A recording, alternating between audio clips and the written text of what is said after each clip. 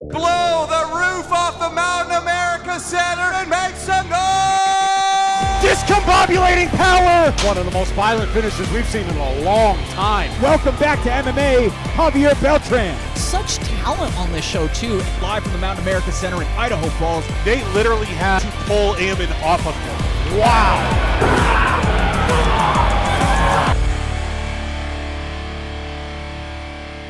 They told us to give a disclaimer. The views expressed on this podcast are those of the podcasters, any guests, and do not reflect any of the management, owners, sponsorships, or employees of thereof. Pretty much, if you're soft, don't listen to this podcast. One thing I pride myself on is just being the same and trying to look out for my folks along the way. Like, even with all these, big things happening, like, you still mad humble, and you still, like, you have enough clout now where you could easily be like, I'm not fucking with this, I'm not fucking with that. Oh yeah, motherfuckers, it's on. Unrestricted Podcast listeners, thank you so much for clicking play. Because of you, those numbers are going up, and up. And as you know, the Patreon is alive and well. If you want to help support this channel, help support this show monetarily, patreon.com/Dre Rawka. We just released a new vlog that's exclusive to Patreon. We had a bunch of fighters come into the studio, take pictures, pro wrestlers. So see the behind the scenes of that on the Patreon. But I get it. It's hard out here, man. We're trying to, the penny's obsolete. The penny's no longer. We're trying to hold on to every dollar we can right now. So if you just want to share, like, comment, subscribe, that's the best thing to do. Tell people, tell a friend to tell a friend to tell a friend, and to tell people about my guests across from me. My man is a husband. He's a father. He's a Marine Corps vet. He's a pro middleweight with a record of 5-2. 5-2, yeah, that's right. Pro record of 5-2. My man is the runner-up for Fighter of the Year for Fierce Fighting Championship. Not my choice. I stay on my. He's the one that even voted against me. But I got my man Josiah Simpson in the building. I am so glad to have you, bro. Thank you, man. Yeah, I'm really excited to be here. I'm really glad that this worked out. We were able to do this. Yeah, I think it was when you were down here for 41 or 40. I think it was 41, or maybe it might have been 40. You were fighting. You just fought Chris Chu in October, and you're like, man, I want to do it. Let's get together. Yeah. And timing just worked to where you're out here in Salt Lake. We got a fight tomorrow, Fist Fighting Championship 45. You're going to be in the corner. Yeah, we've got one of our young fighters, Blake Crawley. He's a wrestler from down there in Cedar City, and he had his first fight in Idaho just a couple of months ago. He won that fight submission, I think, in the second round. So he's trying to stay undefeated tomorrow and just learning and growing at this point. Him and his brother Alex are both really good wrestlers, so he's fighting tomorrow night, and his brother Alex is at regionals for wrestling. He's taken second in state, I think, the last 2 years in a row, and this year he wants to win it. So he's got a place at regionals tomorrow, go to state, and then hopefully win the whole thing. So both of those brothers are studs, so I'm really excited for both of them. So Blake tomorrow night, and then as soon as Alex hurries up and turns 18, we're going to get him fighting too, and both those boys are going to tear it up. Is that the rule? Is that Utah state law? Yeah, Utah amateurs have to be at least 18. When I started fighting as an amateur, I was fighting in California, and it's a little different. I think you can be 16, 17. You just have to have your parents sign off on it. But yeah, here in Utah, amateurs got to be at least 18 to compete. Jeez, that's kind of scary that he's already wrestling at a high level, and now he's once he's 18, coming in with that wrestling background. It's going to make a huge difference on his amateur career. Yeah, both of those kids, I've had them since they were, I want to say 14 and 15. So I've been coaching at Empire MMA in Cedar City. Man, it's got to be like 5 years now. I've been running the gym as the head coach for the last like 2 years, but I've been coaching there, like I said, probably since 2020. And both of those kids came in when they were 14 and 15. No wrestling experience or anything like that. And they just took to jiu-jitsu like instantly. You could tell they had like a knack for it. Yeah. So I had a connection with their high school's wrestling coach, and I was like, hey, I've got a couple of kids. You gotta get these guys into the wrestling room. So brought the coach in. He got in their ear, convinced them to wrestle. And then that very first year, I mean, Blake is a really solid wrestler. He's the older one. He's the one that's fighting tomorrow night. But Alex took to it like instantly, and he placed second in state his first year. Oh my gosh. And then second in state the following year, and now he's a senior, and this year he's going to win it. So Alex is competing at regionals tomorrow. Go win regionals, and then we'll see you at state. Heck yeah, man. So where did this whole thing start? Where are you originally from? Utah? Where are you originally from? I'm not. No, I grew up, I was born in Southern California. We moved out of California when I was 10. and moved to northwestern Idaho. So I grew up in Idaho from like ages 10 to 15, and then I'm telling you how old I am right now. 2008, the whole like national housing crisis, financial crisis. My dad found work in Denver, Colorado. So we moved from rural northwestern Idaho to Denver, Colorado, and I went to high school out there. And then from Denver, I joined the Marine Corps. Kind of bounced around, obviously a bunch of different duty stations. And my last duty station was San Diego, California. Met my wife out there. We got married, and then we moved out here. So I go to school at SUU, Southern Utah University. For what? Dude, this is Psychology? No, we get right into it. It's such a weird. I've got like a really weird origin story, I guess. I mean, I was competing in MMA in San Diego. It was like right at the tail end of my time in the Marine Corps. I started fighting, and it was like a bucket list thing. I was like, man, I just want to try this like one time. I think I can be good. So I win that fight by knockout in the first round. Kept fighting, got into a great gym. I'm training with Barrett Yoshida and Chris Lieben and Coach Joe Vargas and Bashir Abdullah, who coached Andre Ward in the Olympics. Like, I'm in an awesome gym. And I don't know, I just got like restless, and San Diego was too expensive to try to. I always tell people it's a great place to end up, but it's a really hard place to get started. So I get out of the Marine Corps, and I'm like, I want to go to school. I can use my GI Bill to go to school. So I came out here to learn how to fly helicopters. Yeah. That's what you went to school for? That's what I was doing. Yeah. So I have my helicopter pilot's license, my instrument rating. I had all my hours for like my commercial pilot's license, and then I dropped out of school so I could keep fighting. Wow. Yeah. Well, then you better make it to the top, man. We're going to bet all in on this thing. I really did. Well, it was like... And why? Hold on. Why flying? Did you have like a love for helicopters or flying? So aviation? I worked in aviation maintenance in the Marine Corps. I was a mechanic working on like aircraft support equipment and stuff like that. So I was just like immersed in the culture. Like I was right there on the flight line all the time on these military bases. And yeah, I had some mentors that were like officers and stuff like that who flew. And I think that all kind of just like steered me in that direction. It was like, oh, this seems like a good paying job. It seems fun. It was kind of like related to what I was already doing. But then the more that I got into it, and when I was flying a lot, like multiple times a day, short notice flights, like, hey, a bird just opened up, we're going to go fly. I realized like I didn't love it like I thought I was going to. And I was still fighting at the time.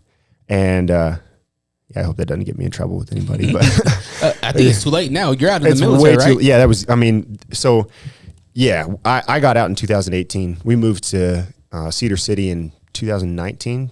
And then I started flying shortly after that, but I didn't really think that I was going to pursue fighting to like a really high level at that point anymore. I was just doing it because I couldn't give it up. Yeah. And Steve Ergel was my coach at Empire at the time, and he told me about this tournament that was taking place in Montana, this promotion up there called Fusion Fight League. Yeah.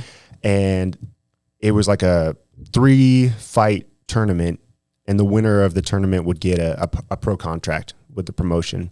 And so I was like, well, I guess if I can win this tournament, maybe like I prove to myself I'm good enough to go pro, and then all right, like I'll go pro. I'll keep doing MMA.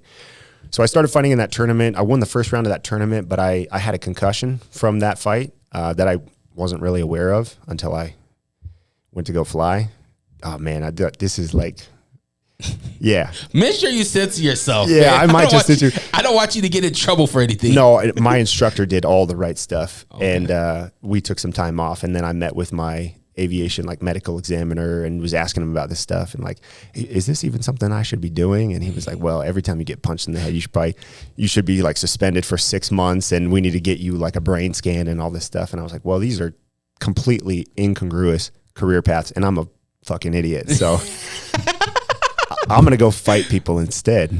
So, I mean, Josiah Simpson is like a jawbreaker. A jawbreaker has many levels and many layers to the jawbreaker. You break one layer, you get the new flavor. You break another flavor, you get a new flavor. I want to go back to the fact that you were living in rural Idaho, and then you went to a city like Denver. Yeah. Which Denver is a bigger city than Salt Lake.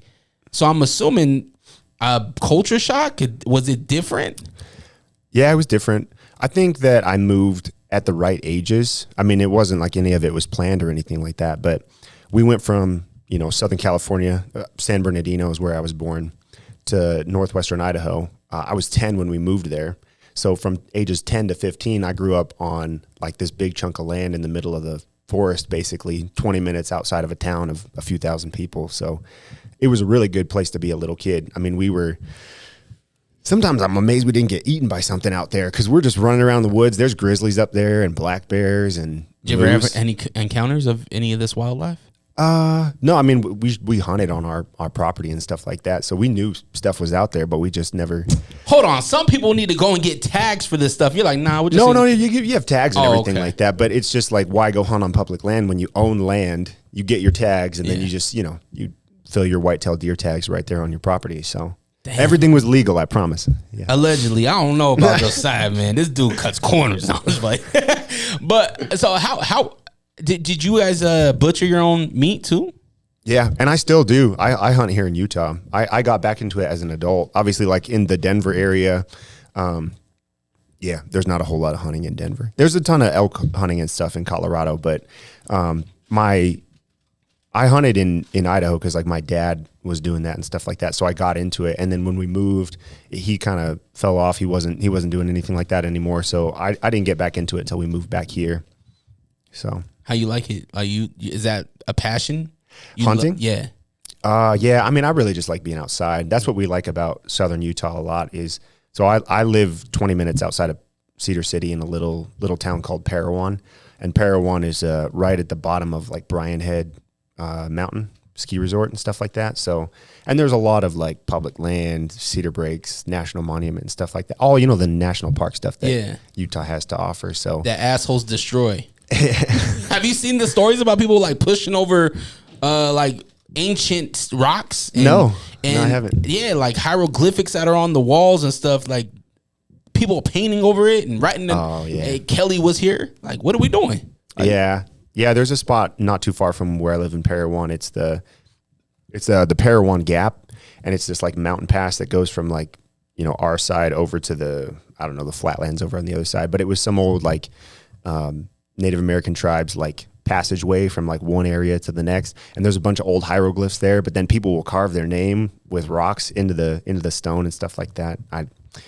It's a bummer. It's annoying. Yeah. We just watched the show on I think it was Amazon Prime, and it's called Pole to Pole with Will Smith. Oh yeah. And he's literally going to all the continents, and like he went to Africa. I forget which country in Africa, but literally million old, like prehistoric like type of history. Yeah. And then he goes to he went to Antarctica and like tested the icebergs. And I didn't know this, but like on the North Pole, I'm getting real nerdy right now. But on the North Pole, on the ice of the North Pole, little air bubbles are captured, and each one of those is history, right? It's frozen time.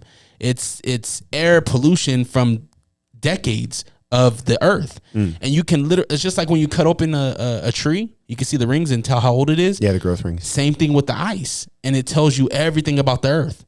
And I'm like, holy smokes, either I'm just like naive to this stuff, or it's like just mind blowing that we can find out so much history on a place that hasn't been touched by humans in forever. Yeah. Like he's walking lands that has never been touched.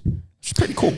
Yeah, it must be nice to be Will Smith level, rich and famous. You get to go on side quests like that. Well, that's why one day we need you to get that bag. Yeah, man. So, Marine Corps vet. That's right. How long were you in the Marines? I did one enlistment, so 5 years active. Most enlistments are 4 years, but when you sign on for like, it depends on what your job is. The longer your job training, the longer they want to keep you active because they've invested time, money, energy into you, and they got to get that ROI. They got to get their money's worth out of you. So my schooling took about a year. So when all that was said and done, I still owed them 4. So 5 years active, and then 3 years in the like IRR, inactive ready reserve, and then I was free. And then what for those that don't know about the military, you said inactive reserve? Yeah, inactive ready reserve. Is that like for emergencies in the U.S.? Like, at what point do you get deployed? Yeah, it's exactly what you said. It's like you're like an emergency reserve force. So you're not required to do anything for all intents and purposes. You're out in the military. But if something were to pop off, World War III, they could just call you back and be like, all right, you're suiting up again. You're back in uniform. And obviously that never happened to me because, no catastrophic, world wars or anything like that. So I was out of the individual ready reserve, I think, in 2021. So I'm like officially completely out of the military as of like 2021. What drew you to the military? You come from a military family? Kind of, sorta. I mean, my dad was in the Army. My grandpa was an officer in the Army as well. So I always knew that. I wouldn't say I was like a military family though. Had kind of a rough upbringing, honestly, and just not a great home life. And when I graduated high school, I just really needed to get out of where I was and go do something different. So for me, the Marine Corps was a chance to get out of where I was and just kind of kickstart my life. I needed some direction, and it was like the perfect thing for me. As like an 18-year-old kid, I wasn't ready to go to college or anything like that. So it definitely set me on a much better trajectory than I otherwise would have been on, and I'm forever grateful for that. So was this a walk into a recruiting office, or did you when I talk to my military friends, they're like, nah, just me and a couple of friends were like, we didn't know what we were going to do with our lives. So we just went into the recruitment office. Yeah, no, this was like I said, I had a pretty rough home life, and I knew I needed something different. College wasn't really on my radar because I was just too worried about like day to day, just like survival type stuff. You know what I mean? Like just, when you're just trying to like survive, you're not really dreaming, you're not thinking big or anything like that. So college never even crossed my mind until I was like a senior and somebody brought it up in an advisement class or something like that. So I was just I wasn't ready for any of that stuff yet. And I just knew I couldn't stay where I was, and I just wanted to get started. Yeah. Like I wanted to grow up. I wanted to have a job, get some skills, travel, see the world. Like it was all of the things that they sell you on when you go into a recruiting office. I was like, man, that's all the stuff that I want. So just sign me up and let's go. So I walked into a Marine Corps recruiting office, and the Marine Corps does it right because they don't sell to you. They make you sell to them. So you walk in and they're pretty much like, all right, tell us why you're good enough to join us. You know what I mean? And that appealed to my 18-year-old ego in all of the right ways. And I was like, oh, I'll prove I got what it takes. And that was enough for me. So it does feel like the Marines pride themselves on being like the highest hierarchy of branches of the military. Yeah, the few, the proud. And they brag about like, oh, we got the longest boot camp and the hardest training and the strictest, physical requirements and stuff like that. And that's exactly what I want to hear. I was like, yeah, I want to challenge myself. I want to see if I'm good enough. It's like all the same things that eventually led me into fighting in a way. So was there any, what kind of trainings did you guys get as far as combat goes in the military? Any hand-to-hand? Yeah, there's a program called the Marine Corps Martial Arts Program, and it depends on like how far you take it. It's kind of like I'm trying to remember all the belt levels. I think it's like tan, gray, green, brown, and black. I think I got that right actually. But early on, it's like really, really fundamental techniques. Like that tan belt stuff is like they just teach you how to throw a jab. They teach you how to throw a cross. They might teach you like a closed guard armbar or something like that. Maybe a few takedowns. It's like pretty basic stuff. It's not to the point where you could like actually really integrate it super cleanly into like a self-defense scenario. You'd have to take it a lot farther than that. I think when I got out, I was probably at like a green belt level, because it's also not like a regular ongoing part of your training unless you're maybe in like a combat MOS. And I was not. I was a mechanic. So for me to go do martial arts training in the Marine Corps, I had to like take time away from my job. They had to like send me temporary assigned duty to go do this other thing. And it's not like impossible or anything, but it's harder to do when you have like a job that they need you to be present at. And I was like running a work center, doing maintenance on all the support equipment so we could keep planes flying and stuff like that. So you don't get like a ton of time away from that. But what did you learn in the military that you currently use in your martial arts training? Like did they teach you discipline and things like that you carry on into this career? Yeah, I mean, I think that's like probably the most valuable stuff that I got out of it was just like, discipline, but also I would say probably like capacity. I don't know if that makes sense, but I came from a place where like people weren't telling me a ton of like great things about myself. And I needed to be put into an environment where it's like, hey, if you just do this, this, and this, all these things that we're telling you to do, you follow orders, things go well for you. You can go as far as you want to go, you know? Like there's no ceiling on your growth potential. You just be the best that you can be and let that carry you as far as it's going to carry you. So that it was a really refreshing like change of pace from what I was used to. So I did really well in the military as like a young junior enlisted guy. And I think it just taught me that I was capable of whatever I wanted to do, whatever I wanted to achieve. If I just like worked hard enough at it, I could achieve it. And I've like learned and unlearned and relearned that lesson so many times over the years. And I feel like, I don't know, mentally, some of my struggles in fighting have been like more in my head than anything else. But no, that's definitely something that I learned in the Marine Corps, and I'm still learning it, but it serves me to this day for sure. When you obviously you mentioned that you've had a tough childhood. You mentioned that dreaming wasn't even a thing. At what point in life did you really realize that you could be whatever you want, and the ceiling, there is no ceiling to who and what Josiah Simpson can be? Yeah, I mean, that was the Marine Corps for me. That's where it started. Mm-hmm. That's where like my perspective shift. Because as a kid, it's like all you know is all you know. Yeah. So whatever environment you're like placed in, that's kind of like, unless you're getting out and seeing other things and seeing the world, it's like your family, your little circle. And I was like not super exposed to a lot of stuff. Like I was homeschooled as a little kid, which is fine. Like there's some really good homeschooling and stuff like that. But like I didn't have access to a whole lot. So I knew like my family, I knew my family dynamics, which weren't great.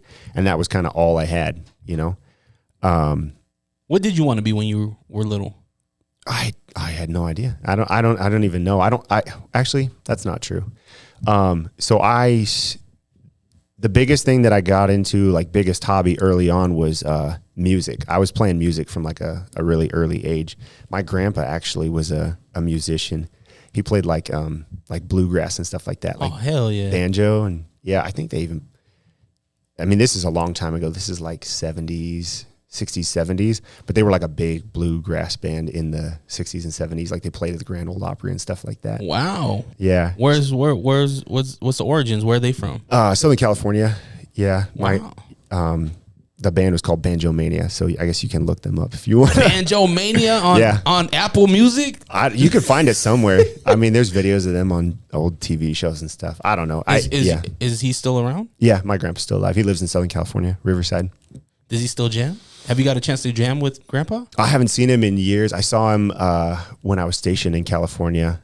I mean, so it would have been at least like, 6, 7, 8 years ago, something like that. So it's been a while, but yeah, no, he still plays. When I was a little kid, he would come over to our house and he would like write little jams and stuff, and he would play music for us. So I remember all that growing up. That's probably what got me into it, like at the earliest ages. But I started playing like piano and guitar when I was young, probably like 8 or 9 or something like that.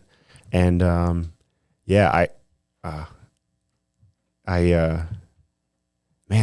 want to get myself in trouble. I don't want to get anybody else in trouble either. Sit to yourself. Did you have a hip hop group? No, I just you had a rock band, a punk rock band? No, I was playing like classical piano and stuff. Really? Like that. Yeah. Like Bach?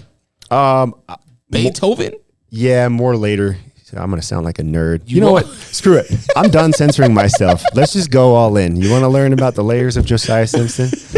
Fuck it. Here we go. Don't ask me to edit shit. No, we're keeping it all. Yeah. No, I was a bigger fan of like later impressionist classical music. So like Franz Liszt, Chopin, Satie, Debussy, stuff like that. And I would go to, like, I had done a couple of like fine arts competitions in Chicago playing piano. I had somebody see me play piano at a competition in Chicago, and then invited me to Virginia to come open up like a conference playing classical piano. What? And stuff like that. Yeah. What? How old are you during this time? 15, 16, somewhere around there. So you're like a freshman, Yeah.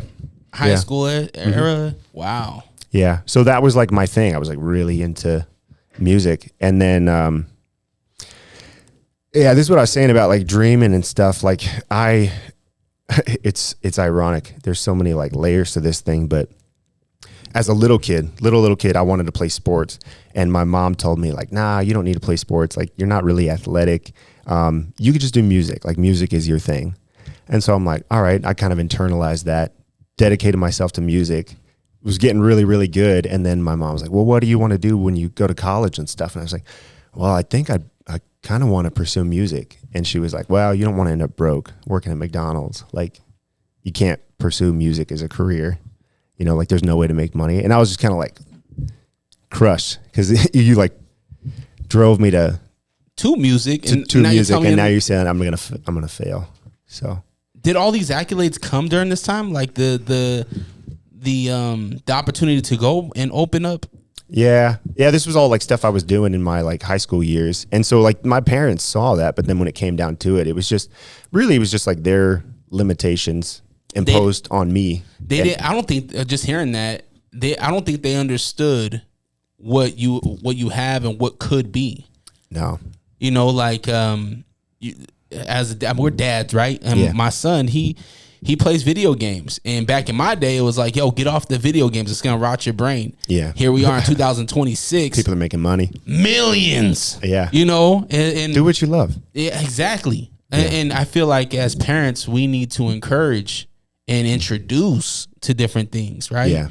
Like there's who's to say that you can't play the piano and just go crack some heads? Yeah, maybe that'll be my post-fighting career. I'll go back into music or something. Can you get that? Do you have keys at home? Yeah, piano, guitar, and I mean, I've done a lot of different stuff with music over the years, playing in groups and you know big churches and stuff like that in San Diego. So it's always been like a part of my life. A smaller part now because the older I've gotten, the more I realize that you can't do like everything all at once. So I'm really big on like seasons, you know. Like I have stuff that I want to do, but for a while I tried to do everything at the same time. And I think that's part of what got me in trouble in San Diego was like trying to be a musician and an actor and going to school and working this job and fighting. And it was just like, I was just doing way too many things, spread way too thin. And I had to realize that like all this stuff that I'm interested in, because I'm a very curious person. I got a lot of things that I'm interested in, a lot of things that I'm passionate about, but I don't have to do it all right now. And like the season of life that I'm in right now, I've got to go all in on fighting. Like this is my thing.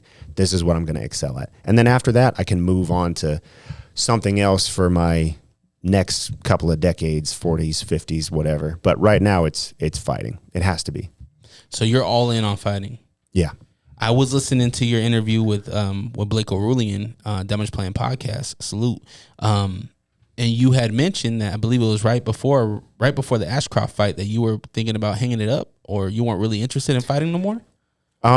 Yeah. I mean, I've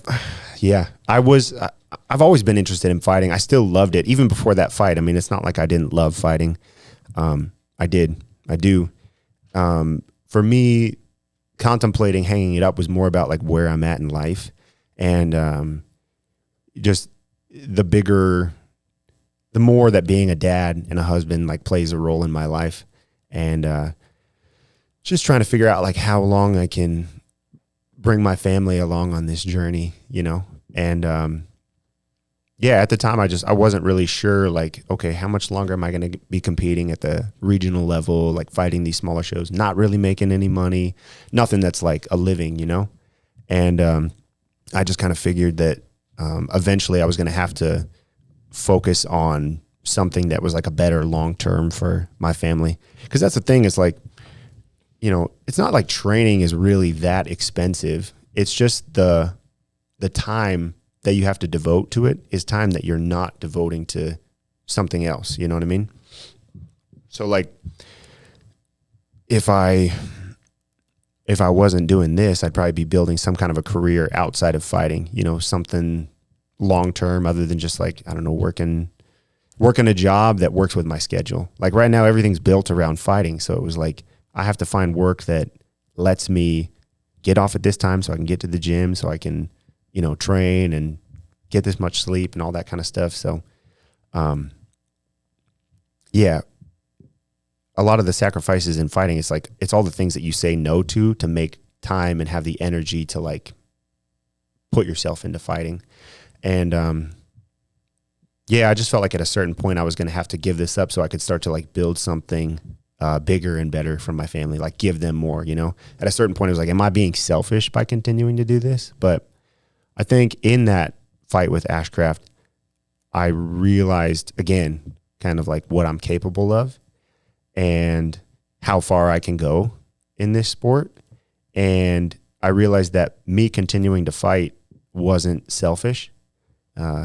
If I were to stop fighting right now, I think that would be selfish because I've devoted so much time into this sport, and my wife has been with me basically since the beginning, and she's made sacrifices so that I can do this. And if I were to quit right now after everything that she's invested, I just don't think that would be fair to her. It would be selfish of me to say like, no, I'm not gonna push that last home stretch to make it to where I want to get to. Are you sick of podcasts that just interview people with the same questions and gossiping nonsense?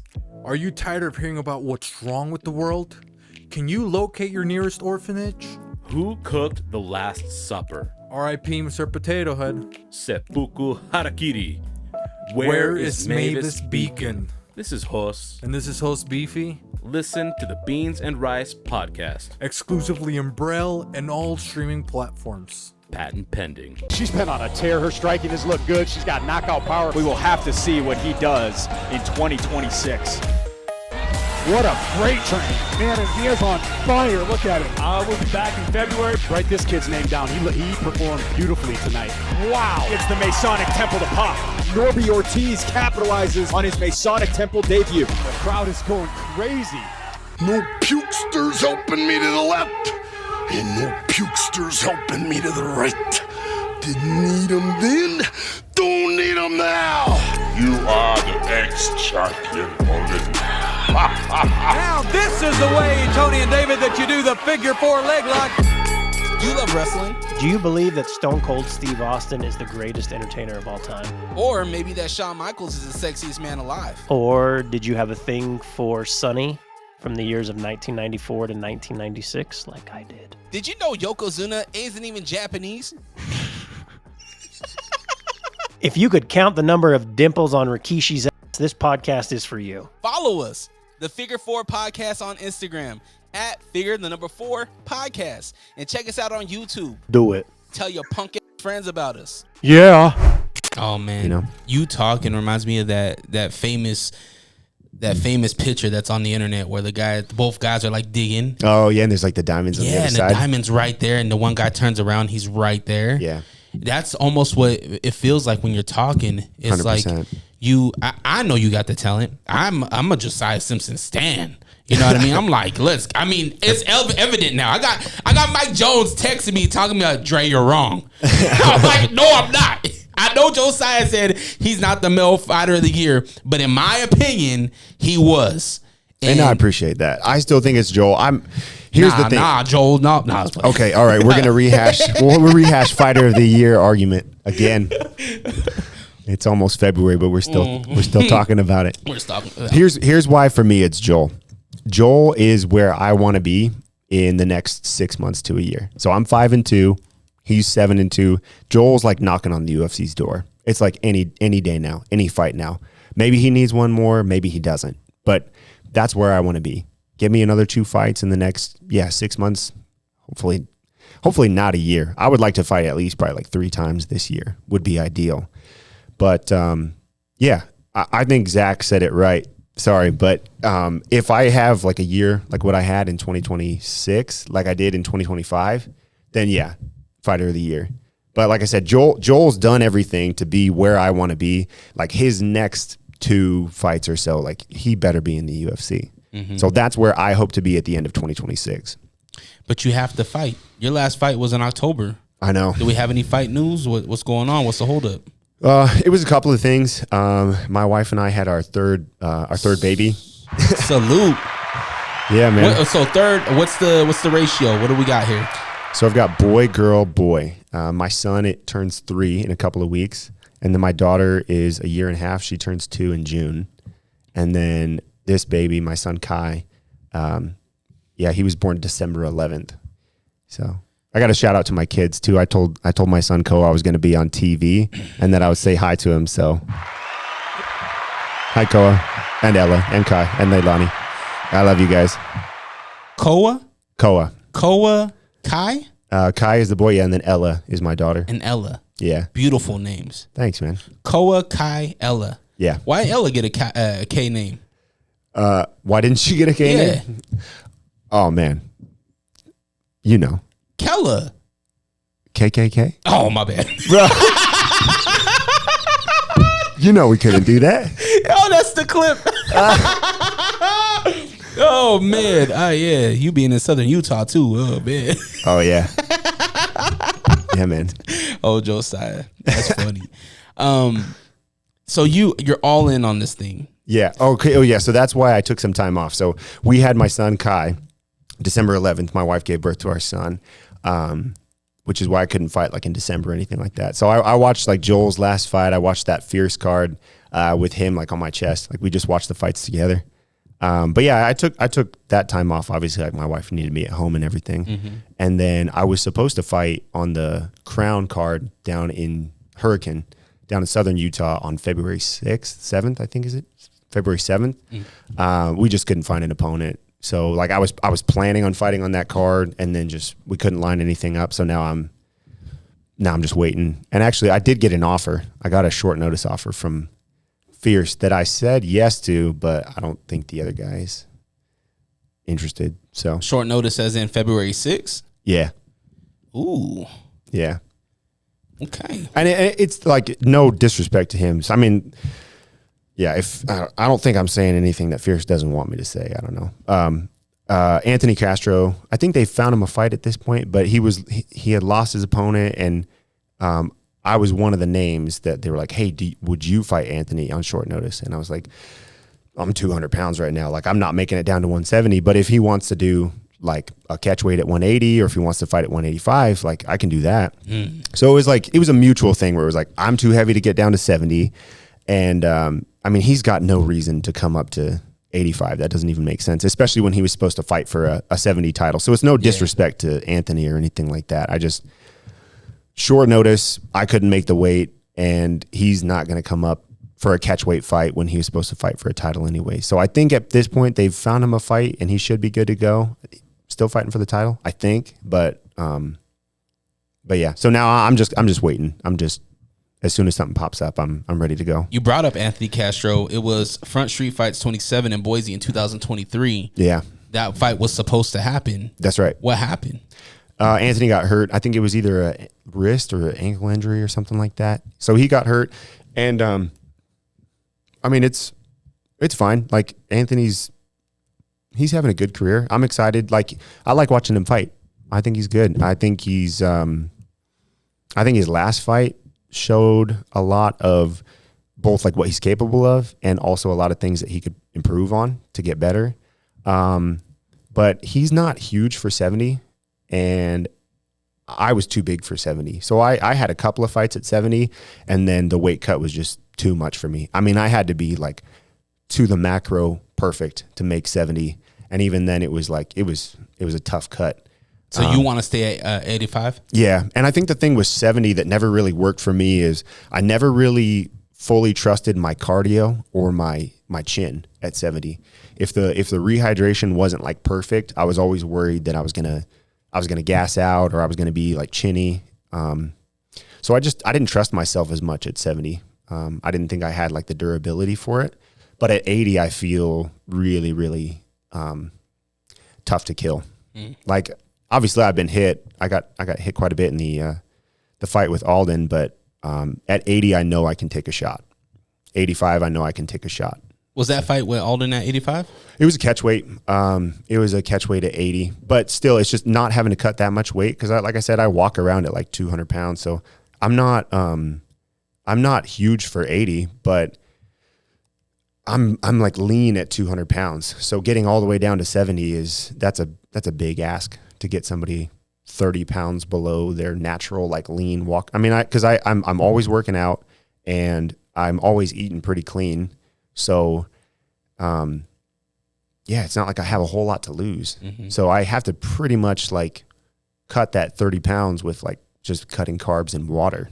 And that's not like a long-term something that I can do. Like I said, I did it, I think 2 times, and it was pretty brutal both times. So 80 just makes way more sense for me. If there was a weight class kind of between the two, like a 75 or something like that, I would probably do really well there. But that 5 pounds makes a difference. It does. It's those last couple of pounds that are always the hardest. Did you see homeboy today that passed out? Yeah. Oh, I've never seen anything like this. I've seen people get woozy and wobbly, look like they're gonna pass out. Yeah. But he literally, for the viewer, it was a UFC that's going down tomorrow, Saturday. That's right. And they did their weigh-ins, and the guy gets off the scale, and he's walking to get off the stage, and he just collapsed face first, belly to the ground.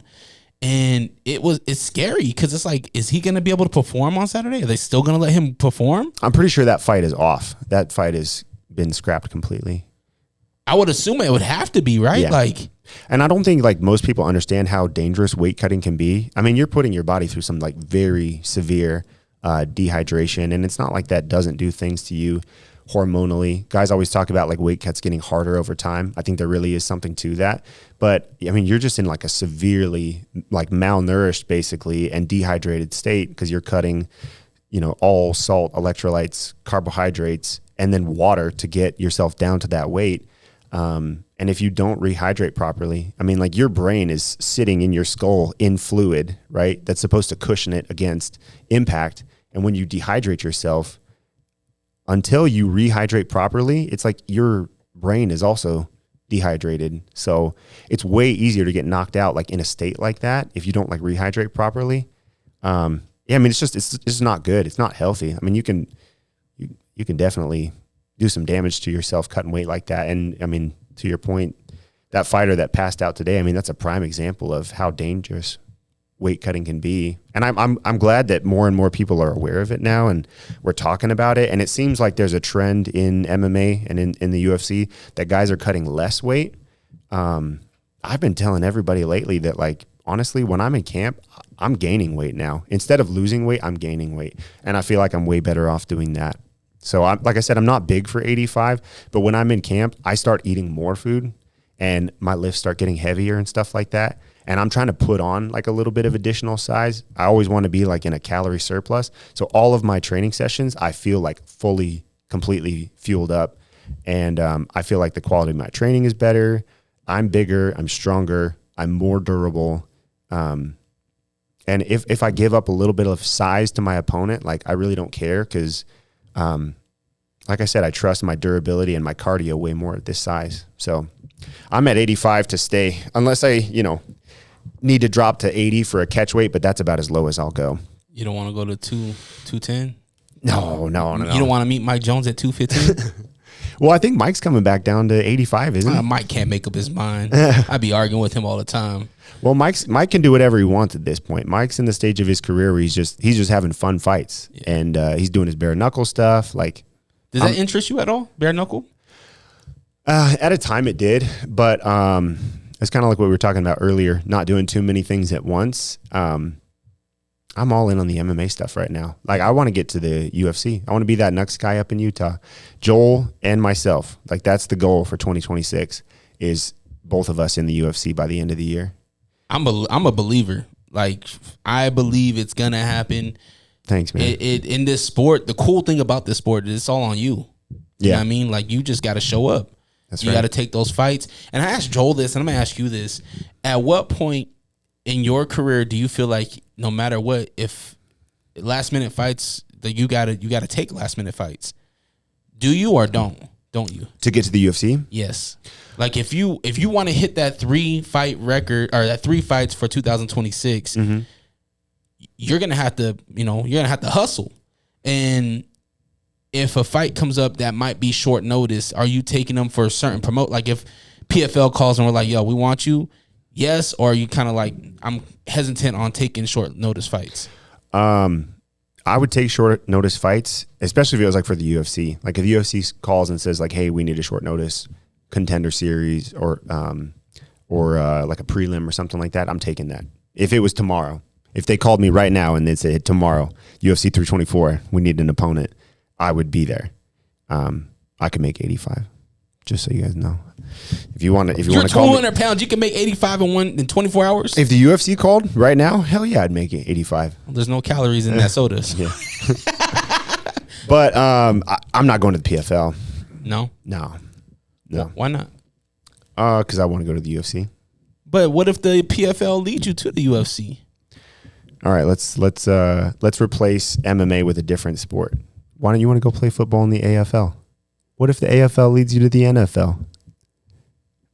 It doesn't work like that. You know it doesn't work like that.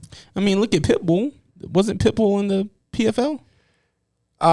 He was in Bellator. He was a world champion in Bellator. Oh. And then when Bellator kind of got dissolved, and then all these Bellator champions go over to the PFL, and then they've got no fights. Like, yeah, I mean that's part of it. It's not like the PFL. I'm burning bridges over here, but it's not like the PFL's doing really well. You know what I mean? Like, I don't want to go play football in the AFL. I want to go to the best league in the world. Yeah. I want to go to the NFL. I want to go to the UFC. You didn't play baseball? No. You look like a good baseball player. Because I'm a tall white guy? Yeah, pretty much. Pretty much, yeah. No, I'm just playing. Okay, so the UFC. That's the goal. That's the goal. That's what we're shooting for. You're ready. You're always training. Mm-hmm. I mean, you just got back from training with Joel was in Colorado, right? Yeah, that was fun. It was so cool. I was really glad to connect with Joel because, like, even before we met or talked or anything like that, like, I was Joel Hall fan. I didn't know him or anything like that, but I watched his fight with Horsley at the Maverick Center, and dude, that was enough. I was like, yeah, it was, and that's why like my vote was Joel for fight of the year. Like, that fight was the epitome of like everything you want out of MMA. The grappling exchanges. Joel got slammed. He got dumped on his head trying to grab a Kimura. He got rocked, I think, in that fight. So it was like it had his back and forth moments. And then Horsley's just a dog, just an absolute like go out on his shield, fighter's fighter, fought his heart out, right? Then gives his like motivational speech to all of his wrestlers back home. I mean, it was like perfect. It was cinema. Have you had a cinema moment in your career? I mean, I think the most memorable for me at this point, 100%, is that fight with Alden, because it was also like the first time fighting in Salt Lake City.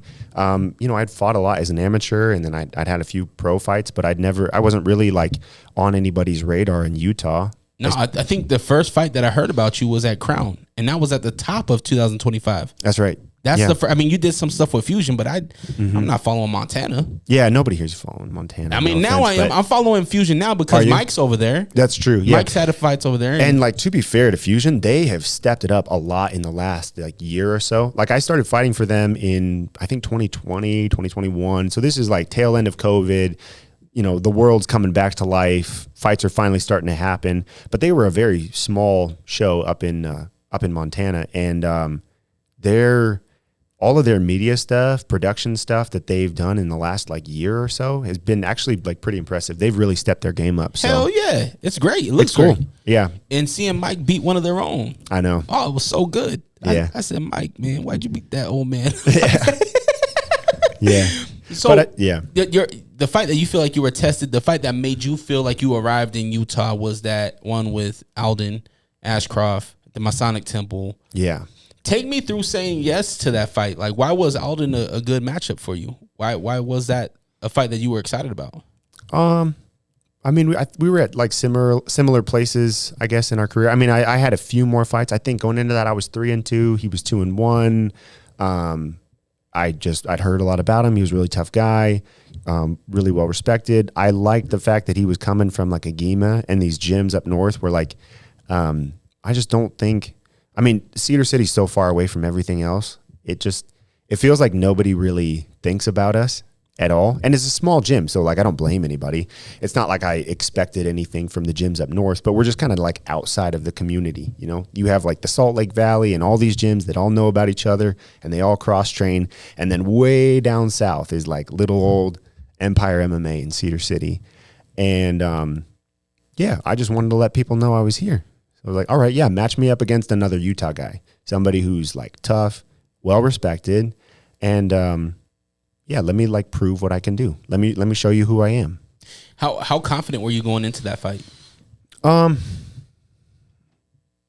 You know, I mean, I was confident in the sense that like I trusted myself, I trusted my skill set, my heart, my durability, but it's not like I went in there thinking that like I'm definitely going to get a win. And I think that that's the right attitude to have, is to be less concerned with the result and more concerned with your effort, like how you show up. Because I think that's gotten me into trouble in past fights, is I just didn't really know what the right approach was mentally to fighting. So I had to like kind of try out different things and see what worked for me. And I think for a little while there, I got like too confident. And every time I've like been too confident going into a fight, it's like not gone well for me. So like my pro debut, I lost because I took a short notice fight. I was fighting at 70 at the time. I took a short notice fight at light heavyweight against the guy who was, I think, 6-2. And it was his retirement fight. So it was just like, I don't know. That's just, it's not like I couldn't have beat that guy, but I went in there fully expecting like, oh yeah, I'm going to starch this dude.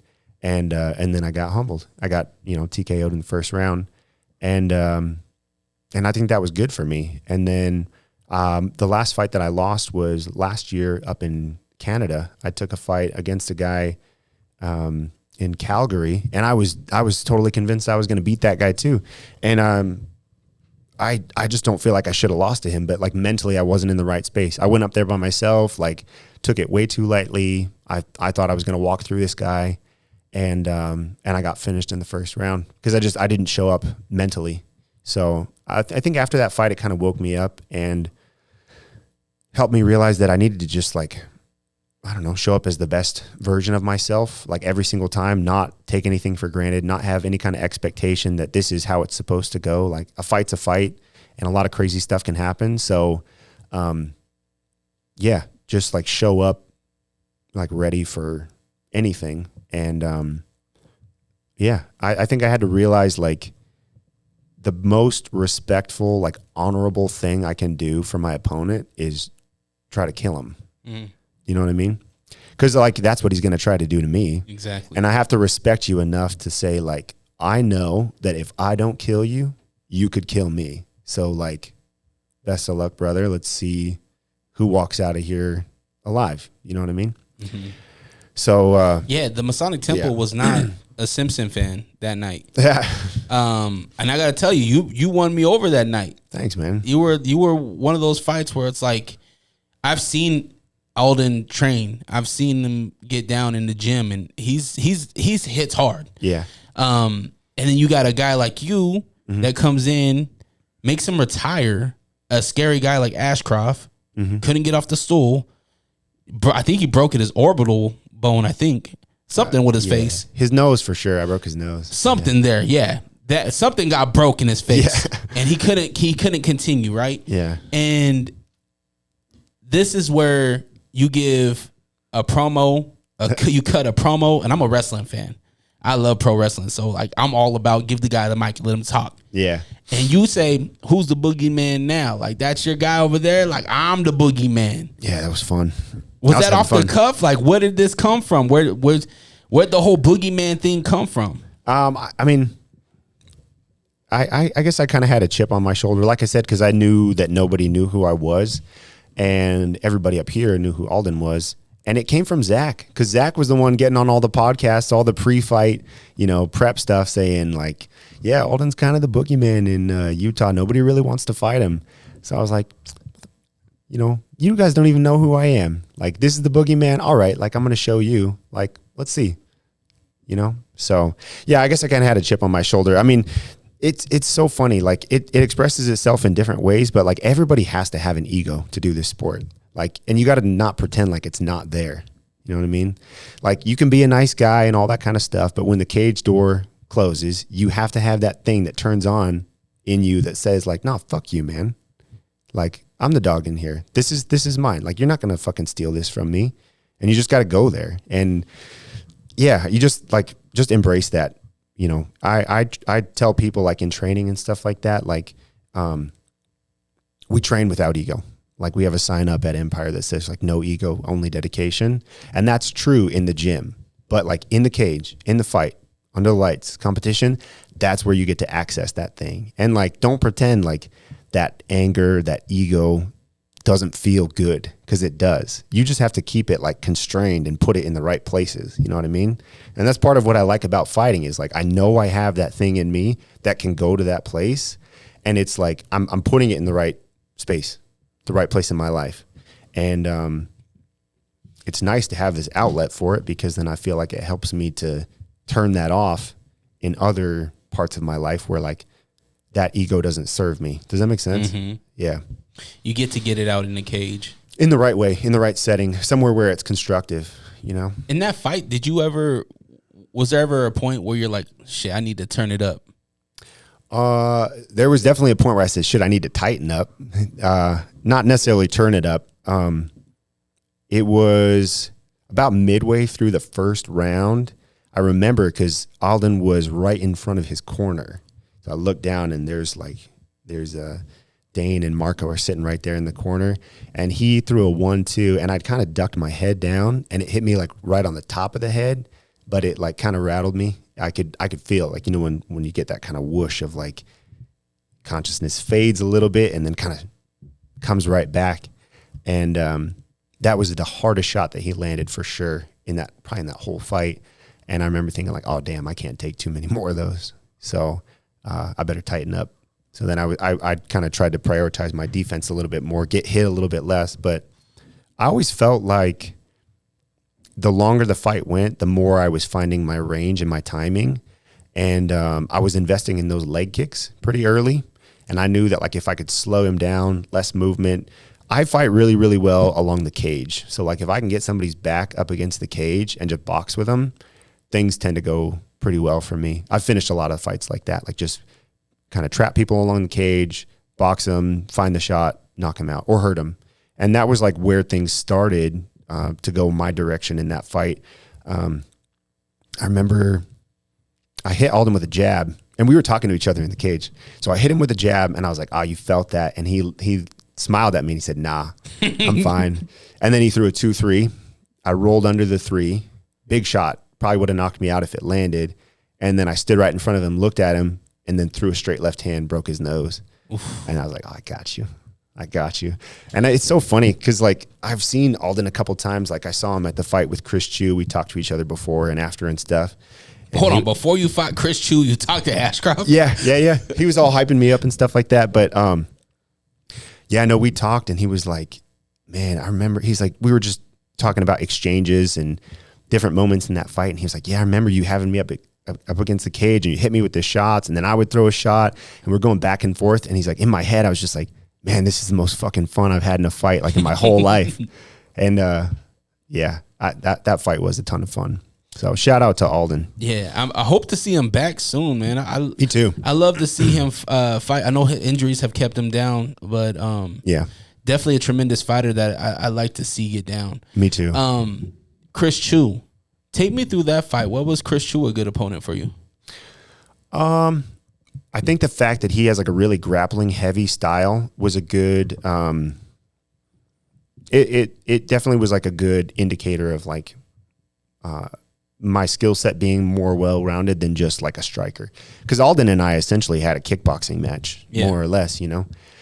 So I think people needed to see that I could grapple. Like I didn't feel like I needed to prove to myself in that fight that I could grapple, but I just needed everybody else to see it. Like I knew what I could do, and I knew Chris was going to try to take me down. So like even that takedown that I got in the first minute or so when he tried to clinch up, I didn't even really want that takedown. I just wanted to make a point. You know what I mean? Like, hey, this is not going to go the way that you think it's going to go. So took him down, he gets back up, and then it was like, all right, now that we have that straightened out, let's get down to business. You know what I mean? See, there's so much more to a fight than what us as a viewer sees. Because just hearing that perspective, it makes total sense in my head now. Because then I don't think you guys went back to the ground after that. No, I mean, it was a fairly short fight. He tried to get a takedown after that, but I mean, he's relentless. He's also, I don't want to like disrespect anybody or anything like that, but I just knew that he had like one way that he was convinced that he was going to win that fight. And I had watched some of his past fights. So like I watched him fight a guy in CFFC where he tried to get a takedown, he got taken down, and then the very next round, he went out and tried to get a takedown again. And it's like, brother, you got to make some adjustments at a certain point. So I kind of knew with me that he was gonna try one thing and it was either gonna work or it wasn't gonna work. So that's why elbows were like a big part of my strategy and a big part of the game plan. I worked at a lot in camp. Was just like, this dude is gonna close the distance on you, and just let him run himself into like a really big shot. That was always the plan. So you said that there's kind of a disconnect between Northern Utah and Southern Utah. How do we bridge that gap? How do we get people up north to know about what's going down south and vice versa? I mean, I think it's just like the gyms that are down in Southern Utah continuing to grow and starting to produce like more and more up and coming fighters.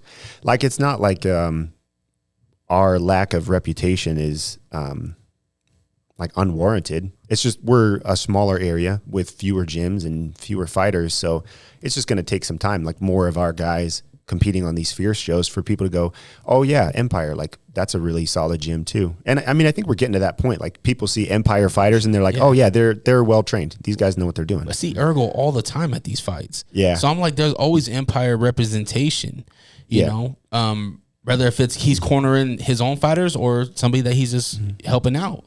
Yeah, I think historically it's just been smaller. Like it's and Steve has always said this in the past too, that he would always prefer like quality over quantity. But there's been so few of us for so long that I don't know. I just don't think most people were, too like concerned with us, or they're just not really aware of us, which is fine. You know what I mean? It's not a big deal. Empire is growing a lot, and we got a lot more guys that are like up and coming, getting ready for fights and stuff like that. So I think it's just a reputation that's built over time, you know? Yeah. Do you plan on staying in Utah? I don't know. Because I mean, I've moved around a lot. I moved around a lot as a kid. And then the military took me a lot of different places. We've tossed around different ideas, my wife and I have. Right now, I'm very planted at Empire. Steve is basically the one that got me back into fighting when I thought that my life was going to go a different direction. And he's been a good friend to me over the years. He's given me a place to train. And I'm very loyal to that guy and to Empire. And in my role right now as like the head coach down there, I get to help grow it. And so I really want to do that for now. I don't know if it's for everything, but right now I want to help grow that gym, give back to Steve. Kind of put Empire on the map. And then in a few years, I don't know, we'll see what happens from there. Would you want to open your own gym at some point in your career? Maybe when you hang up your gloves, or? Yeah, probably sooner than that, honestly. That's definitely on the table at a certain point. Because I work as the head coach, but then I'm also doing a lot of stuff behind the scenes, kind of helping like manage the gym, get some different like systems set up and stuff to help like run the business side.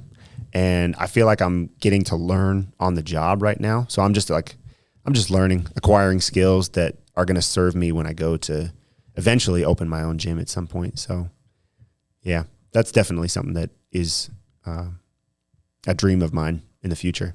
We have Fierce Fighting Championship 45. It's happening tomorrow night at the Masonic Temple. Main event, Zeke Latu, Jerome Hatch. Yeah. Two huge names, especially in the heavyweight division.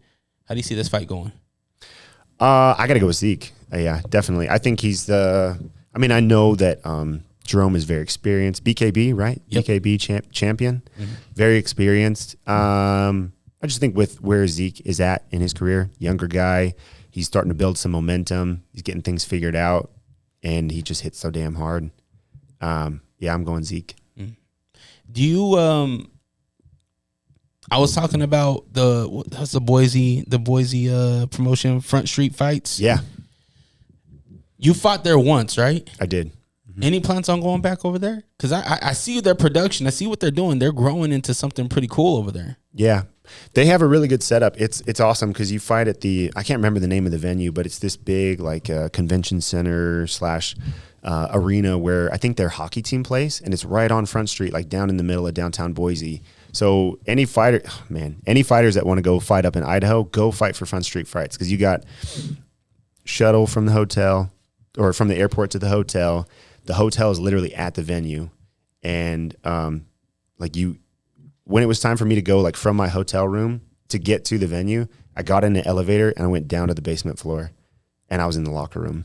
Wow. It's sick. It's a cool setup. And it's good to get experience fighting in a room like that. Like the Masonic Temple is sick. It's one of my favorite venues that I've ever fought in because it feels like a fight club. It feels like we're not supposed to be there. You know what I mean? So it feels hush-hush, right? It feels like you got to know somebody to know somebody. Yeah, and then you walk into this Coliseum where these guys are trying to kill each other. It's awesome. I love the Masonic Temple.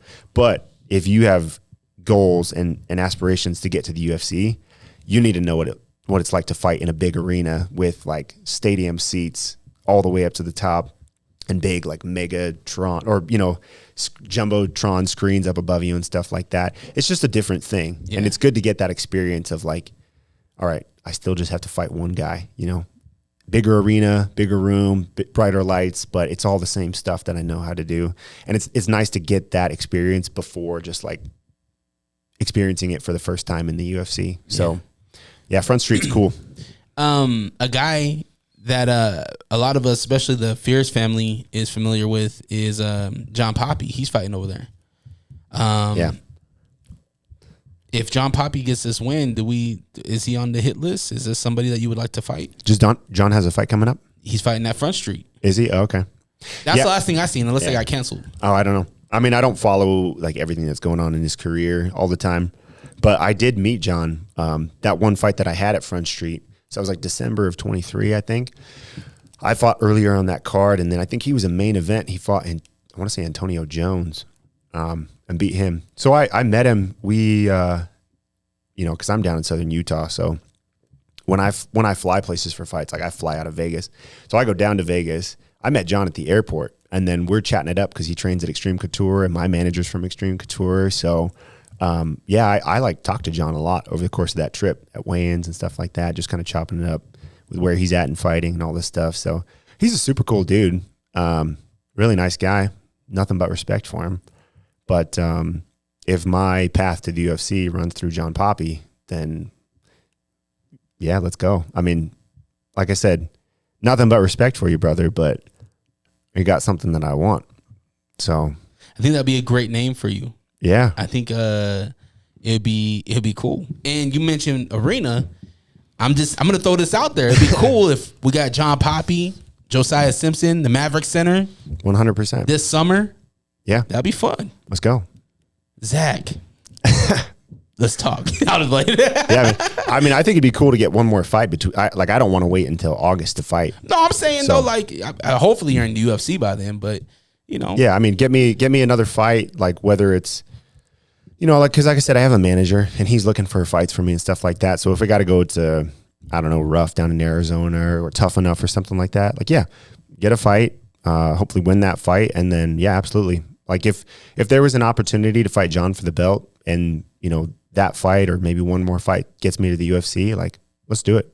In your career, do belts matter more than names, or do names matter? For me, getting the UFC is what matters. And there's a lot of different paths to getting there. My perspective at this point, like, I'm not even over here like, 100%, like I'm going to beat John. But like, to be honest, I don't care. I'm done being like scared of fights, like any fights. One of two things is going to happen. I'm going to win or I'm going to lose. That's it. Like that's the best and the worst thing that could happen is either I win a fight or I lose a fight. I think what's way worse than losing a fight is just like not knowing what you're capable of or how far you could have gone. Like I never want to have that like, well, what if I had done this or what if I had done that? I'm going to find out. So if I got to fight John Poppy to go to the UFC, I'm going to fight John Poppy. And if I'm not good enough, I'm not good enough. But I'm going to find out. And if it's not him, then it's somebody else, you know? But either way, I'm going to get the answer to the question. Do you feel, and this was something that was brought up on the broadcast during the fight, it was mentioned that you felt people were biased against you at some point. And it made me think, does Josiah feel like Utah has embraced him? Because I'm going to be honest with you, I didn't think you embraced Utah until after that Chris Chu fight. I mean, I don't, how do I say this?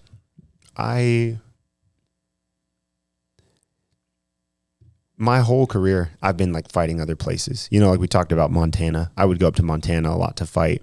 So I was always like the out of town guy. I never had an expectation like that the crowd was supposed to get behind me or anything like that. I just got used to playing that role like as the out of town guy. Like people showed up because they wanted to see the guy that I was fighting beat my ass, you know? And there was no like, I wasn't like hurt by that or anything like that. You know what I mean? Like, it's just, that's what it is. People want to see their hometown guy win, and I'm not the hometown guy. And even fighting here in my home state, I was still the out of town guy because Alden's the one from this area and I'm from way down south. So it was just kind of like, yeah, whatever. Like I wasn't mad at people for cheering him on and not cheering me on. It was just kind of like, yeah, this is how it normally goes for me. But I was really surprised and, humbled by the response. Like that at the end of that fight, I felt like they were cheering for the both of us. And then when I got my hand raised, like people were cheering for me, and I just kind of looked around like, wow, like this is cool. It's kind of nice being in this position where I felt like people got behind me. But I think that was more just about like I got a chance to show not just like who I am as a fighter, but a little bit about like who I am as a person. I don't think people got behind me because it was like, oh, this guy's from Utah. I think it was just I got a chance to show some heart. I got a chance to overcome some adversity, you know? And yeah, people love that. They connect with that. Everybody's got some kind of adversity that they go through in their life. And so when you get to see it play out in this 10-minute drama between two guys trying to kill each other, and one guy's kind of getting his ass beat, and then he's able to like overcome it. It's like, you know, that connects to that thing inside of you. It says like, I can do that too. Like I can get through this shit and I can come out on the other side stronger. Like people identify with that. And I think that's why people were cheering for me. At least that's what I like to think. And I was grateful for that. I never like expect it, but it was cool to see. And it was humbling, like I said. So yeah, I felt like I was embraced by the Salt Lake crowd, at least for that fight. And then going to fight Chris Chu, I just wanted people to know that like, yeah, I'm not from Utah, but I feel like I've grown up here. Like as a person, this place has built me and these people have built me, and I want to give back and I want to represent Utah and the people that have invested in me here as far as I can. You know, the same way that I wanted to put Empire on the map for Fierce, I want to put Utah on the map for the UFC. Like I want them to know, like we got some guys here. There's some dogs, some real motherfuckers, you know? And that's what I want. That's what I want for Utah. I love to hear that, man, because we have tons of talent. Yeah. We have tons of talent here, and from the men to the women, like I don't know who it's gonna be, but somebody's gonna put us on the map in more ways that, because there's foundation, right? Like we have Berkman, we had McGee, we've had guys that have made it to that level, and represented us right, but we haven't had no but there. They did that, boom, period. This next generation, we haven't felt that just yet, and we have tons of talent that it could be any one of you guys. Yeah. And it doesn't have to be just one either. No, exactly. It could be both at the same time. How cool would that be? It doesn't have to be just both. You know, there could be a whole gang of us that get to the UFC at a certain point. And that's the thing too, is like getting to the UFC, it's not really just about talent. You know, like I've been in this sport long enough to see guys who should have made it, not make it. You know, sometimes it's just like the stars aligning in just the right way. You know, all of these things that have to come together at the right time. And sometimes if they don't, guys just don't make it. It doesn't mean that they weren't good enough or they didn't work hard enough. Maybe just the timing. Like I told you, I started fighting in San Diego, and I think I started training like 2017. So I've been training for a couple of years. There were some really, really good guys at the arena in San Diego at the time. And then this crazy thing happened called COVID that shut the world down, and there were no fights for like a couple of years. So a lot of guys that I know that were like right on the cusp, like ready to go, got sidelined for like a couple of years, and it just like put their careers on hold. And that's like to no fault of their own. So, you know, and maybe a guy has a short window, and his window landed right in that 2-year time, and then it closed. So, yeah, sometimes things just happen. So like just because we haven't had guys make it to the UFC, or a bunch of guys make it to the UFC yet, doesn't mean that the talent's not here. It's just like our time is coming. You know what I mean? Mm-hmm. Will we see you up north a little bit more, or is it only going to be in these circumstances where it's a wait? You know, you're in somebody's corner. Yeah, I mean, either I'm going to be cornering, I'm going to be fighting. I've hit up Blake before. I told him I'd love to jump in the broadcast booth with him, do some play-by-play and stuff like that. So hopefully some opportunities pop up to do some of that kind of stuff too, because I admit, like, this kind of stuff is so fun for me. So I would love to do more of that. I'd love to. I think, but here's the reason why I asked that is because I feel like we got to get to know you a little bit more, right? We see you fight, but it would be cool to just see you pop up, you know, just be here around. Yeah. But I also understand that you're a father of 3, you're a husband.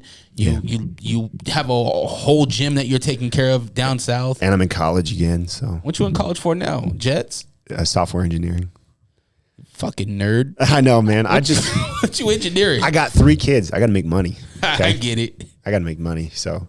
Yeah, no, I'm going to school right now, so that, I mean, I know that I have to have like an off ramp. I'm going to fight, you know, and hopefully make it to the UFC. Like, that's the goal. But, you know, even guys that make it to the UFC, it's not like that guarantees you like retirement level money. So I'm just, you know, I'm trying to plan ahead. It's not a plan B. It's a just next phase of life kind of thing. Yeah. You know, I want to have something to transition into.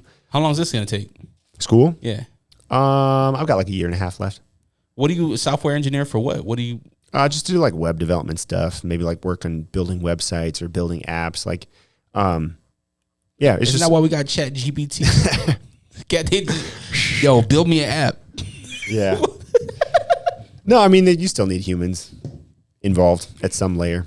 All right, Josiah. Machine logic. You know what we need humans for? What's that? To punch each other. Yeah. Until we get robots doing it. Rock 'em, sock 'em. Better than us. No. Nah, hell no. I've been seeing these robots get pushed down and can't get back up. Yeah, they got no heart. That's what it is. That's facts. Yeah. I Instagram stalked you a little bit. You built a whole shed. Oh yeah.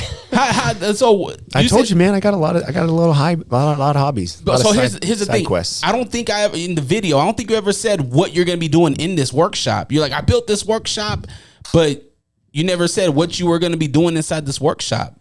Well, this is for later when I'm not so busy fighting and training and going to school and all that kind of stuff. So like my old buddies in the Marine Corps will get a kick out of this. But when I was stationed in Japan, I started building knives out of my barracks room. So I had like angle grinders and belt grinders and stuff like set up in my barracks, and a forge that I built out of a torch and a tin can and refractory cement. And I was like forging knives on the kitchen table in my barracks room.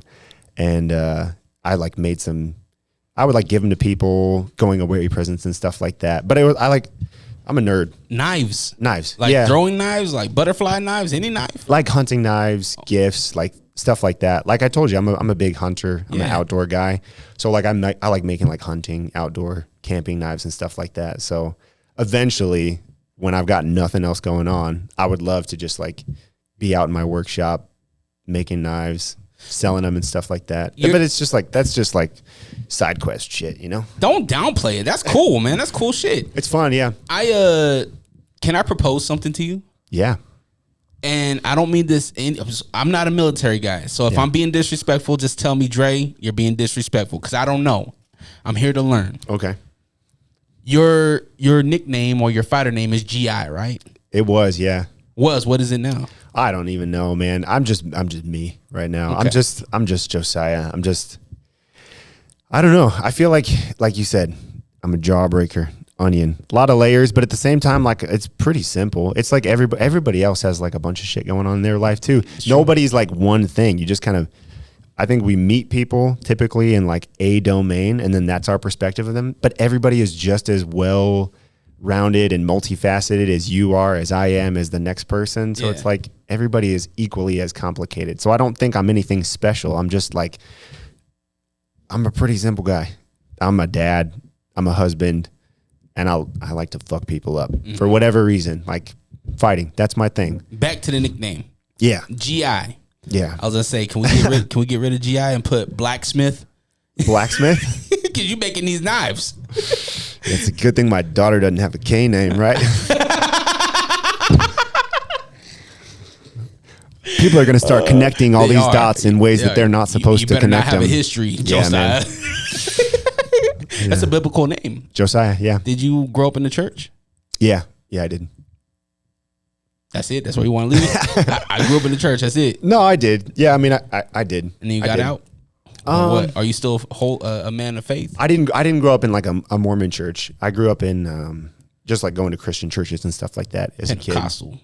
Undenominational. Yeah, that's what they call it. Yeah, that's what they call it. So yeah, that was a big part of like my growing up for sure. So how did you propose to your wife?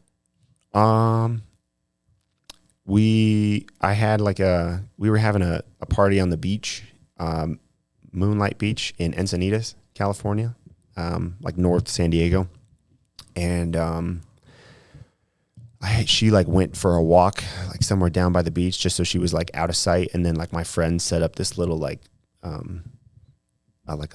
a sign that said, "Will you marry me?" and like rose petals leading up to it. And like my buddy was playing guitar and stuff like that. So damn, what song was he playing? Maria Santana? No, it was Then by Brad Paisley. Damn, real romantic, huh? Yeah. Shoot, man, that's cute. Yeah, and it's funny, like I mean, I didn't know shit then. I was just a kid, basically. But that song is all about like, oh, I thought I loved you then. Like all these moments in the relationship and like, man, I thought I loved you then.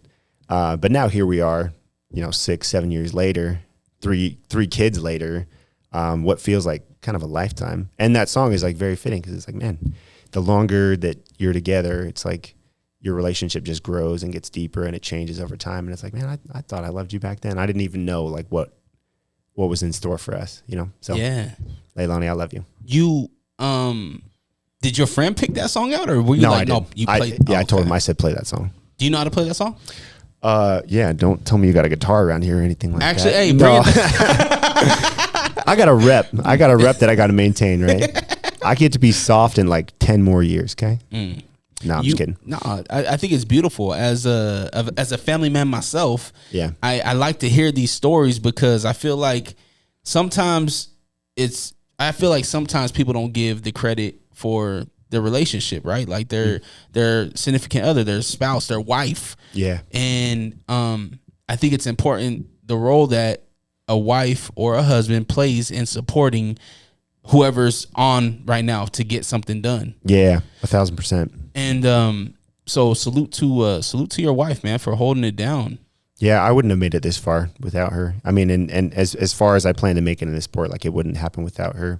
It was a decision that I made, like moving out of San Diego. I wasn't really sure if I was going to keep fighting because I felt like I had to start like growing up a little bit, going to college, like start to transition into a career and stuff like that. But when I made the decision to get back into fighting, I was doing it in Cedar City. And we decided early on, like together, like, okay, if I'm going to make this happen, like if I'm going to pursue fighting, if I'm going to get to like the highest level in the sport, the only way that I'm going to do it is if I can do it here, like in a small town, like with my family, with my wife. Like I'm not moving to Vegas. I'm not moving to San Diego. I'm not like sacrificing these things that are like good for my family so that I can go somewhere else and pursue this sport. Like I'm going to do it with the people that I have around me. So that's why like I said, I have this strong loyalty to Steve and to Empire, but also to Fusion MMA and Jiu-Jitsu in St. George. Cause like Aaron Reese and the team down there, I've been training with them since I moved to Utah, and for a while even I moved down to St. George, my wife and I, so that I could train there for like a year and a half, 2 years. So my plan is just like, I'm staying put. This is where my family is.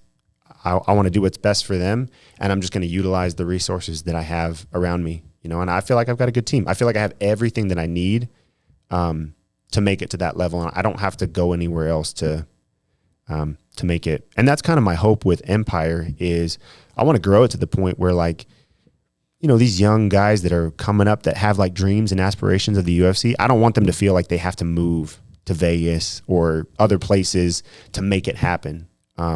They could do it right here, like in their hometown. Because you're right, like having that support structure around you, family and that kind of stuff is so important. And why not just do it here, like with your people? I agree. And that's been the thing that I've been talking to a lot of people about is, and I don't know the answer, but it feels like guys like you are making it more of the truth that you don't have to leave Utah to build. You don't. And to make something happen. Yeah, you don't. Well, and that's the thing is like, just like I said, utilize your resources. So a lot of that obviously is like the coaches and stuff that you have around you, like connect with the right people, people that you guys gel the right way, you know, like have a good team, but also there's so much content and information online. So if you're not, like, people used to joke in the past about learning jiu-jitsu moves and stuff on YouTube and whatnot, but like, dude, so many world champions and high-level fighters will put out content on YouTube or through like BJJ Fanatics or whatever. Like, they just put content out because they're trying to make a living or whatever. It's like, I'm not going to pretend like that's not a resource that I use on a regular basis. You know what I mean? So it's just like, yeah, as long as you have an internet connection and a few good people around you, like, yeah, learn from those people. Don't act like that's not a tool that you can utilize from anywhere in the world and start adding stuff to your game, you know? Josiah, I am going to wrap this up here shortly. But as I mentioned, scouring your IG. Yeah. I got to learn a little bit about you, right? Being a husband, being a father, being a fighter, being an outdoorsman, being a builder, a man that believes in human rights, all these things. If somebody was to ask me or ask you, who is Josiah Simpson in one sentence, what would you say? I mean, to me, the most important things are being a husband and being a dad. Like, that's first and foremost. I think everything that I do is really just comes down to trying to be better at that. You know, just trying to be a better person, better man, somebody that my kids can be proud of, that my wife can be proud of. And I'm a very curious person, so I pursue things that are interesting to me and things that keep me excited about learning. But I'm just trying to, this is not one sentence, but I'm just trying to develop myself and like, be a good person, and find out what I'm capable of. So I feel like that's a lot of guys in Utah though, like building stuff, family man, like, yeah, like I said, I don't feel like I'm anything different than like most people. I just have like slightly different hobbies, I guess. Yeah, but your hobbies are different. Yeah, I never killed a deer. I ain't never built a house. Well, bro, let me know. If you want to go hunting, I'll take you hunting. So my homeboy Schaefer, he's a fireman. He's now a father too. Salute to my man Schaefer. He just had a kid, and he's also a rapper. Oh, nice. And he's a bow hunter. Heck yeah. Yeah, and like he was featured on Joe Rogan's show with No Cam. He has a song with Cam Haynes. You're a hunter. Do you know who Cam Haynes is? Yeah, absolutely. So Cam Haynes and him did a song together. He just did a song with Michael Chandler too. Is that the like Cam Haynes' like theme song for his podcast? For his podcast. Oh, that's your buddy? My boy Schaefer. He lives right here in Davis County. That's awesome. Yeah, I didn't know that. He had like over 1 million views, and they played it on Joe Rogan's podcast. It's pretty cool. That's awesome. Yeah, no, I've heard that song. I didn't know that's who that was. It's a Utah guy. That's awesome. Yeah. So, but he was like, Trey, I'm gonna take you bow hunting. I'm like, can we just like do something small? Like, yeah, you can dip your toes in. You can rival hunt first. Have somebody take you out in a side by side, and my grandfather, my son's grandfather, my father-in-law, he's always pheasant hunting. He's like, I'm gonna take you pheasant hunting. Yeah, I'm like, I'm down. I'm down, but don't Dick Cheney me. Yeah. I was easy, yeah. Yeah. You be careful. All right, Josiah, man. Big corner tomorrow night. Who are you cornering, and who is he fighting, and all that good stuff? Oh man, you're gonna put me on the spot. I can't remember the name of the kid he's fighting. It's somebody from up here, I think. But I'm cornering Blake Crawley. He's a amateur fighter. This is his second fight, and it's a step up for sure from like his last fight. He's, like I said, Blake's a really solid wrestler. So we're working on building up his striking. And as an amateur, like everything is just about experience at this point. It's not wins or losses. So like, I mean, we always tell people like, I'm proud of you, win or lose. I just want you to be like proud of your effort. So, you know, either way, he's gonna learn and he's gonna grow. And by the time he's ready to go pro, you know, then it's like, all right, let's hit the ground running. So, no, I'm excited for him. It should be fun. I love being at the shows, being at the events, and you know, chopping it up with people. So, yeah, I'm excited for the fights, and hopefully Blake wins. But if it's not, you know, it's okay. We'll go back to effort. And we'll just go back to the gym and keep working on stuff and getting better. Well, so. I'll be cheering for Crawley. Cheering for. You made me a Crawley fan. There you go. Unless he's not good. And best of luck to Alex at state too. I know. Yes. I know regionals is happening tomorrow, but we're already calling it. He's going to state, and then he's going to win. Is this down south or where's he at? It's in Richfield. Richfield. Okay. Yeah, regionals is in Richfield. Okay, that's between here and Cedar City, isn't it? Yeah, it's like pretty central. I think they do it like that on purpose, so it's not too far for everybody. Gotcha. So awesome. Well, you need to build a helicopter. That way you can just fly here. You know how to fly it, right? I do. See, just get a helicopter. Just get a helicopter. It's easy. Yeah, it's a couple $100,000. I seen your video. You got enough land behind your house to park it. Yeah. Be all right. Yeah, I don't own most of that. There's like my backyard, and then there's like a big open field behind my house that's just like unoccupied. I would like to buy it. What are they gonna do? They gonna tow your helicopter? No, what are you gonna do with a helicopter? You can't just tow it. That'd be a special kind of repo service, I guess. Yeah, repoing helicopters. How the hell would you repo a helicopter? I don't know. You can't just. You got to lift it up and put it on something, right? By then, you'll be already out there with your shotgun. Yeah, they have like these little dollies that lift the helicopter off of the skids, and then you can push it around. So it's actually really not that hard. Oh, shit. All right. Well, get the helicopter sooner than later. Yeah, so I can come back up here more often. Yeah. It's definitely easier than driving, that's for sure. I don't know any other fighters that can fly a helicopter, so you're one-on-one in my book. Hell yeah. Thanks, man. Yeah. Well, I hope to see you fight. You said 3 times. I'm just hoping to see you here soon. First quarter would be awesome if we get to see you sometime February, March. That'd be awesome. I agree. But regardless, man, I am in your corner, man. I'm excited to see you fight. I'm excited to see where this path is going to take you. You have won over a lot of people's hearts in the city. Thanks, man. I know down south they already love you, but up here and up north, we're on the Josiah Simpson train, and we're excited to see what happens next. Let's go, man. Utah versus everyone. Hey, I love that. What's the socials? Where can we follow you? If you're down south, where can we come and get some lessons from you? Yeah, I'm just Josiah Simpson 1 on Instagram, and pretty much I just post like fighting stuff or me out doing stuff with my kids. That's pretty much it. And then if you're down south, Cedar City, St. George, we're Empire MMA in Cedar City, and yeah, come train with us. Anybody from up north too. If you guys are ever down south, you're more than welcome to come in and train with us. So you know, it'd be cool is it for content wise. It would be cool if you got with these fighters, and had them make their own knife. Like you showed them how to make a knife. Oh yeah, that'd be sick. That would be fun. I think I am going to Agema tomorrow too. I know they have like some training in the morning, like an open mat and stuff like that. So I think I am going to drop into Agema if that's all right. I'm going to go in and train with those guys. Hell yeah, that's dope. Yeah, they're going to be excited to see your face. Hell yeah. Or maybe not. No, I mean, that's the thing. We're all like friendly up here. That's why I don't really, I mean, it was good to fight Alden when I did, but like, I'm kind of done fighting Utah guys just because like in my mind, we're all on the same team. Yeah. So Fierce is big enough. Like there's room for all of us at the table. Like, let's just build instead of like picking one over the other, let's build all of these guys up. Yeah. You know what I mean? I mean, you and Marco Sanchez would be fun though. Dude, okay, that's a funny story. I know we were supposed to wrap this up like 30 years ago, but Marco and I were supposed to fight years ago. Marco and I were matched up. Like that fight fell through like the day of the fights. We were matched up in Orange County in probably like 2017. Maybe I had like 1 or 2 fights. I think he had 1 or 2 fights. And I we met, and I totally forgot about it.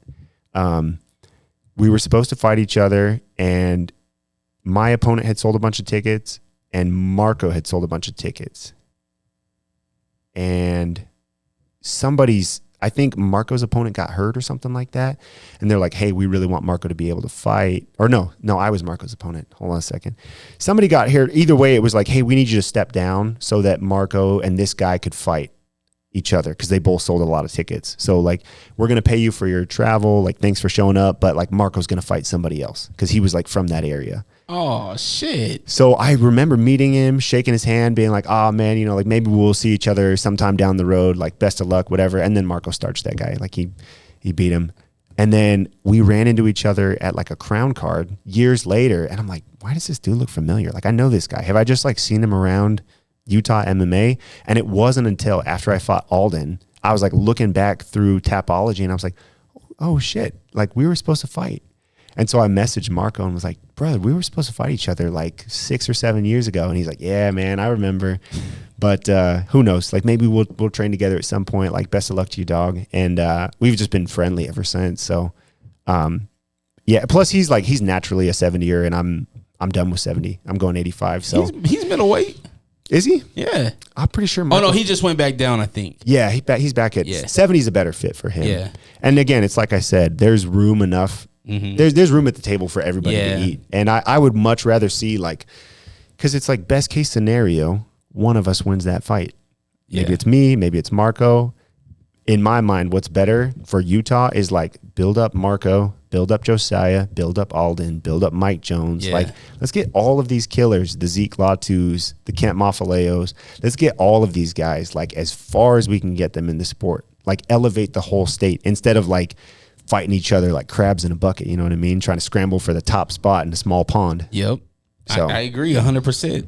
Well, that's my perspective on it, but all right. Well, you know how to follow him. Josiah, I appreciate you coming through, man. Yeah, thanks for anytime having me. You're up north, man, just hit me up. Come do this. You can come sit. If we get somebody else a third, just saying we just talk. Yeah. I want to get Blake in here or Zach in here or something like that. I'm down. Yeah. Let's do it. When are you leaving? Are you leaving Saturday night or Sunday morning? Probably Sunday morning. Okay. Yeah. Well, we'll figure it out. So I'll be around like tomorrow and stuff like that, but we'll just be hanging out until the fights happen. So hell yeah, bro. Yeah. All right. If you want to monetarily support the show, patreon.com/Dre Rawka, DRERAWKA. But again, the best thing to do is just to like, share, comment, subscribe. Go check out Josiah's stuff. Go to Fierce Fighting Championship on your Roku TV, on your smartphone. Download the app and just search Josiah Simpson. Go look at his last fights. Go check out what he has going on. And man, buckle up because 2026 is going to be very bright for Utah MMA. Y'all have the day you deserve. Always protect your light. We're out. Peace.